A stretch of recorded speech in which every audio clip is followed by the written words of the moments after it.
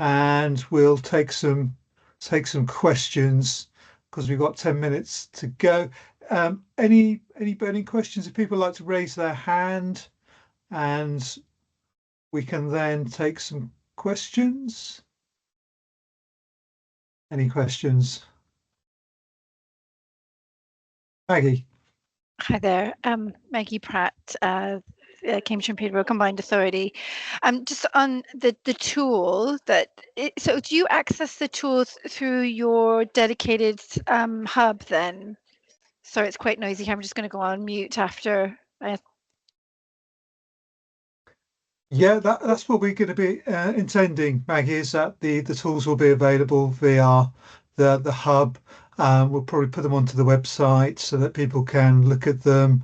In the meantime, I'm sure we could arrange for you to get them directly from Opogee in the meantime, while we arrange to have those tools put onto the website.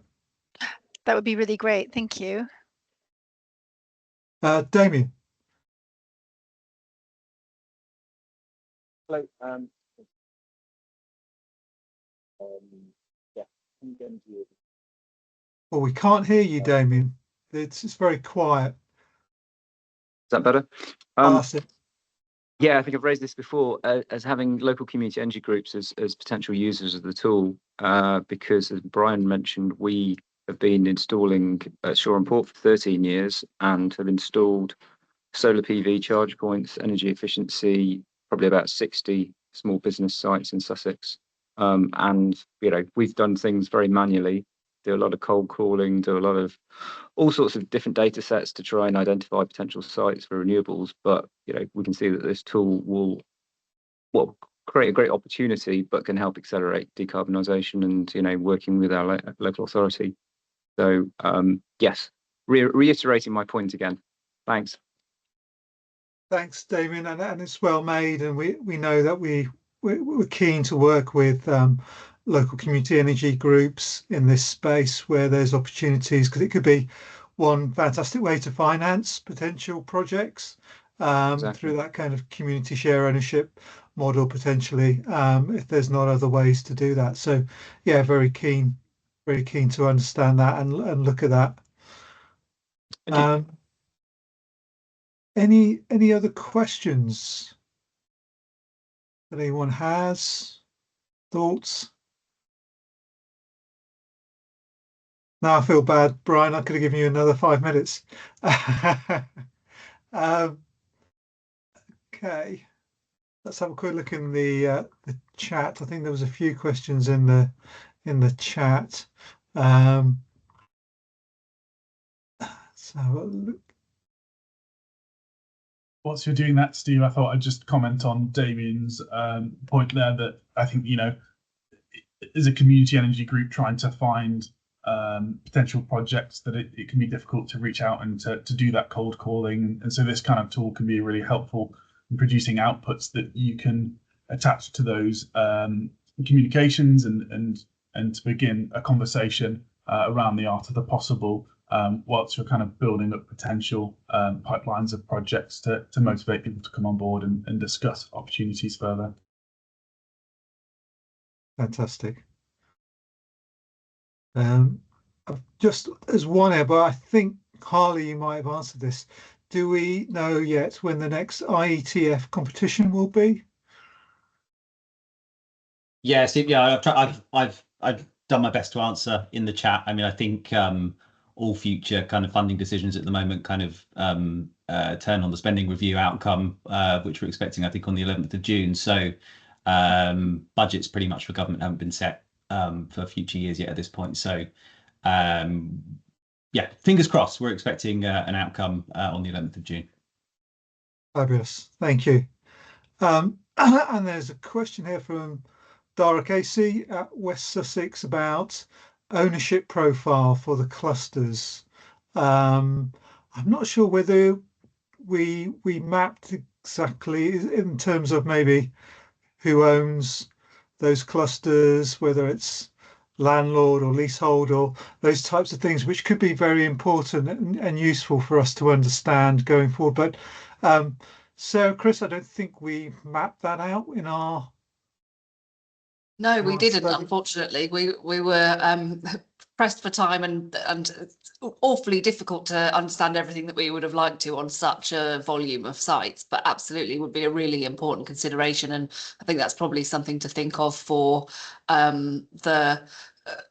But perhaps on a more local level, the user, when you're thinking of the sites that you kind of hone down, really consider that element, which might have a good.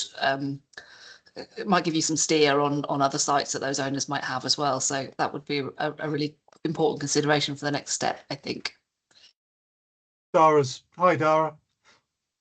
Hi, Steve. Hi, everybody. Yeah, I think just coming back to that point about ownership, it's definitely something that is, excuse me, it can be quite a thorny issue for some landlords to engage. It's just not the right time. It's not the right technology, or there isn't enough time left on the current tenancy for them to really justify kind of changing it and that kind of thing. So I think, in some respects, actually, there is a bit of a challenge around the retrofit kind of model, which is to say, right, we as a society are ready to kind of like begin making this change, and actually not everybody can move at that same speed.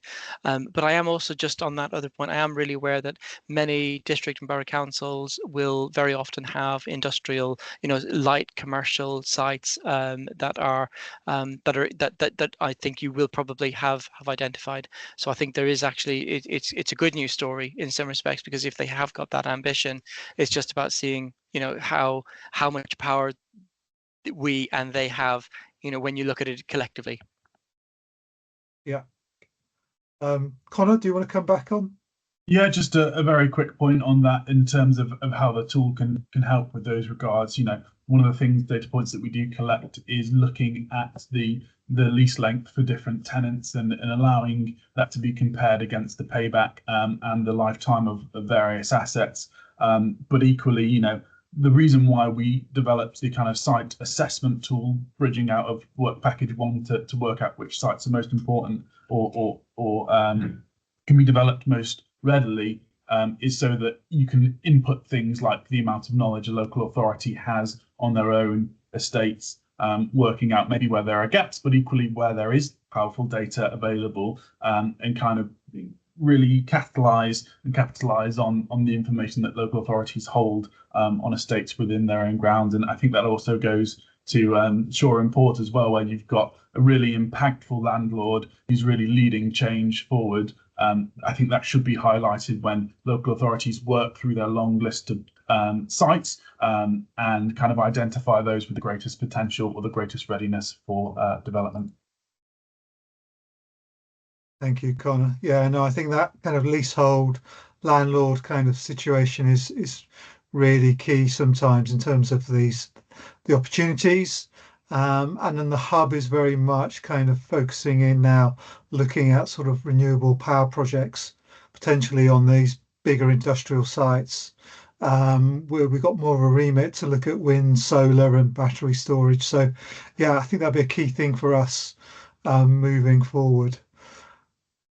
Any other questions or comments or thoughts? We've got about a minute left.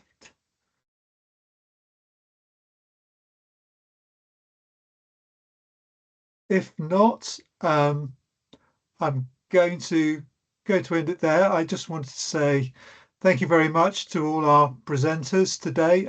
Hopefully everyone found that really an interesting webinar, and lots of detail in there. So may need to rerun some of those elements again, but I think it's important to get into the details sometimes. If anyone wants any further information, please contact us.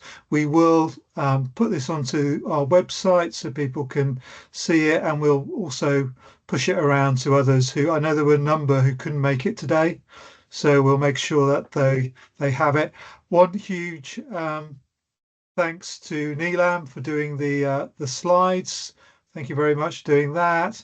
And big apologies to you, Brian, for cutting you short there, but we will make sure that the full presentation is included in the any communications that go out today. So with that, thanks all, and we'll catch up with you soon. Bye now. Thanks, Steve. Thanks, Cheers. Cheers, thank you.